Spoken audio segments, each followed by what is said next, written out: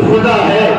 جسے چاہتا ہے ملک دیتا ہے اور جب چاہتا ہے اس سے چھین لیتا ہے، دوسروں کو دے دیتا ہے، جیتے جی چھین لیتا ہے یا اسے موت دے کر دوسروں کے حوالے کر دیتا ہے۔ دنیا میں وقتی طور پر کسی کو بادشاہت ملتی ہے اور پھر جن دلوں کا وہ مہمان ہوتا ہے اس کی بادشاہت ختم ہو جاتی ہے۔ اللہ تو مالک الملک ہے، دو جہاں کا وہ بادشاہ ہے، سارے جہانوں کو اس نے پیدا کیا ہے، یہ ستارے اس کی ملکیت ہے، یہ چاند اس کا ہے، یہ سورج اس نے پیدا کیا ہے، یہ زمین اس نے پیدا کیا ہے، اور یہ کہکشاں، یہ سیارے، یہ ساری گیلیکسیز اس کی بنائی ہوئی ہے۔ وہ ذرے ذرے کا مالک ہے، وہ پتے پتے کا مالک ہے، پتا اس کی اجازت کے بغیر درخت سے الگ نہیں ہو سکتا، ہوا اس کی اجازت کے بغیر چل نہیں سکتی،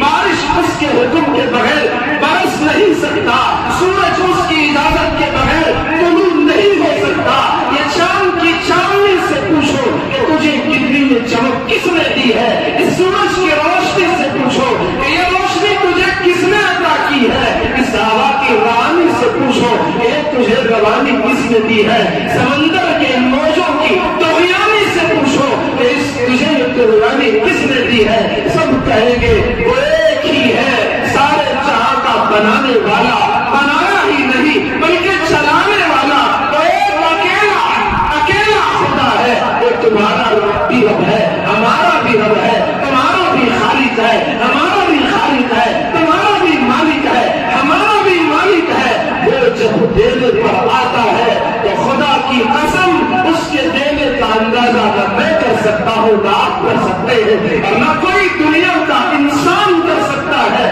دنیا کا بادشاہ دینے پر آئے، ایک ایک جملے پر ہزاروں لوٹا دے، تو خدا جب دینے پر آئے تو کتنا دیتا ہے؟